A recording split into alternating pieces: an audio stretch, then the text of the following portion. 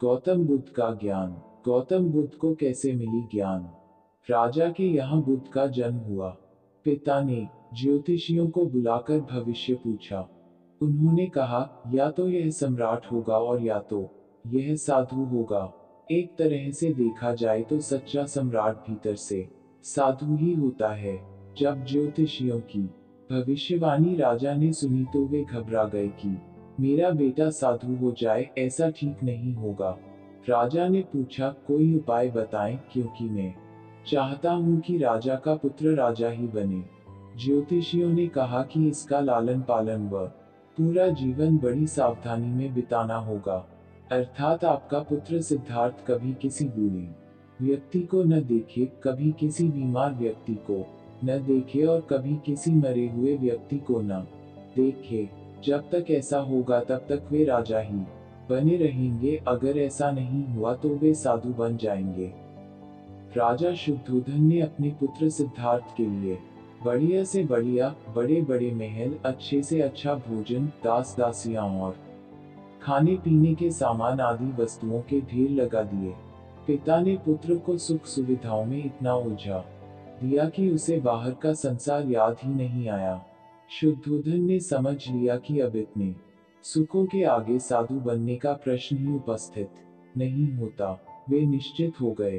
राजा शुद्धोधन ने बिल्कुल पक्की व्यवस्था कर रखी थी कि उनका पुत्र सिद्धार्थ जीवन में कभी भी वृद्ध, बीमार और मृतक व्यक्ति को देख न सके, क्योंकि वे अपने पुत्र को खोना नहीं चाहते थे। सिद्धार्थ का जीवन ऐश्वर्य और सुख सुविधाओं में बीत रहा था। उनके जवान होने पर एक सुंदर कन्या यशोधरा से उनका विवाह हो गया। विवाह हो जाने पर शुद्धोधन की आधी चिंता मिट गई। अब तो शादी हो गई, अब कहाँ जाएगा? अब तो मेरा पुत्र बंधन में बंध गया है। अब उसके कहीं जाने का सवाल ही नहीं उठता। 1 वर्ष बाद बेटे का भी जन्म हो गया। उसका नाम राहुल रखा गया। अब राजा शुद्धोधन को बिल्कुल पक्का विश्वास हो गया कि अब यह कहीं नहीं जा सकता। एक दिन सिद्धार्थ ने कहा कि पिताजी, आज तक मैंने कभी अपनी राजधानी नहीं देखी। आपकी आज्ञा हो तो आज देख आऊं। राजा ने कहा, हाँ हाँ, अवश्य जाओ, अपना शहर देख कर आओ। एक सारथी को भी साथ में भेजा गया कि जाओ राजकुमार को राजधानी घुमा फिरा कर लाओ। फिर भी राजा ने चाक चौबंद इंतजाम कर रखा था कि कहीं चूक न हो जाए।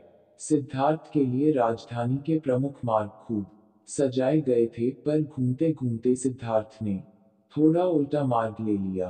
वे उस मार्ग से गुजरने लगे जहां पर तैयारी नहीं थी, और आज उनको बहुत आश्चर्य हुआ जब पहली बार उन्होंने एक बूढ़े आदमी को देखा। कमर झुकी हुई, पूरी चमड़ी में झुर्रियां पड़ी थीं। वह परेशानी और दुख से बेहाल था। उसकी चाल बहुत धीमी थी। बूढ़े की झुकी हुई कमर को देखकर सिद्धार्थ को एक झटका लगा, और सारथी से उन्होंने पूछा, क्या एक दिन में भी बूढ़ा हो जाऊंगा? सारथी ने कहा, हाँ राजकुमार, हर व्यक्ति के जीवन में 3 अवस्थाएं आती हैं, बचपन, जवानी और बुढ़ापा। एक दिन तुम भी बुढ़ापे की अवस्था में जाओगे। हे राजकुमार, यह संसार का नियम है। चाहे गरीब हो या अमीर, सबका शरीर शिथिल अर्थात बूढ़ा होता है। राजकुमार सोच में पड़ गया। सारथी ने रथ को आगे बढ़ाया तो कुछ दूरी पर एक बीमार व्यक्ति मिला जो रोगों से घिरा हुआ था। उस पीड़ित व्यक्ति को देखकर राजकुमार का मन बहुत ही दुखी हुआ। राजकुमार ने पूछा, इसको क्या हुआ है? सारथी ने कहा, यह व्यक्ति बीमार है, इसलिए यह करा रहा है। इस संसार में दुख और सुख दोनों हैं। यह अपने अपने भाग्य की बात है कि कोई दुखी है और कोई सुखी है। क्या मैं भी कभी बीमार हो सकता हूँ? सारथी ने कहा, आप यह विचार अभी छोड़ दें। समय बड़ा बलवान होता है। ये सारी बातें कर्मों पर निर्भर करती हैं। चाहे राजा हो या रंक, सुख दुख सब पर आते हैं। अगर शरीर में कोई रोग आना है तो वह आएगा। यह सब सुनकर राजकुमार सोच में पड़ गया। सारथी ने रथ को कुछ आगे बढ़ाया तो सामने से 4 कंधों के ऊपर एक रथी को जाते हुए देखा। राजकुमार ने ऐसा पहली बार देखा था। उसने सारथी से पूछा, यह क्या है? यह आदमी मर गया है। यह मुर्दा है। जो व्यक्ति मर जाता है उसको बांधकर शमशान भूमि में ले जाते हैं। फिर वहां पर उसे जला दिया जाता है। राजकुमार ने कहा, क्या सबको मरना पड़ता है? हाँ, सबको मरना पड़ता है। यह मृत्युलोक है। जो जन्म लेता है उसे कभी न कभी अवश्य ही मरना पड़ता है। तो इसका मतलब यह हुआ कि ठीक इसी तरह से एक दिन मुझे भी मरना होगा। मेरी देह भी मुर्दा होगी और मुझको भी 4 कंधों पर उठाकर ले जाया जाएगा। मुझको भी ऐसे ही रस्सियों से बांधा जाएगा। मेरे भी आगे पीछे घर के सदस्य रोएंगे, तड़पेंगे। और जिस संसार को मैंने इकट्ठा किया है वह सारा का सारा मुझसे छूट जाएगा। इसका मतलब यह हुआ कि क्या एक दिन मैं भी मर जाऊंगा? क्या एक दिन यशोधरा भी मर जाएगी? क्या एक दिन मेरा राहुल भी मर जाएगा?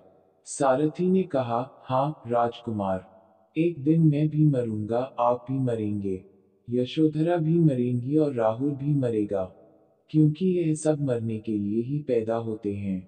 उस रात सिद्धार्थ सो न सके, सोचने लगे कि क्या संसार में इतना दुख है, रोग है, बुढ़ापा है, और ऐसे में मैं खा पीकर कैसे जी सकता हूँ? नहीं नहीं, ऐसा मुझसे नहीं हो सकता।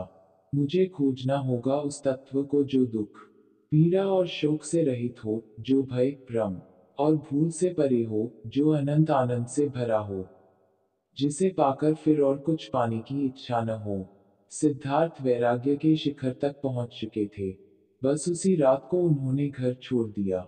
सारथी से कहा कि नगर की सीमा से दूर ले चलो। नगर के बाहर पहुंचकर सारथी को लौटा दिया। फिर कई दिनों तक वन में चलते गए। एक घने पीपल के वृक्ष के नीचे आसन लगाकर ध्यान में लीन हो गए।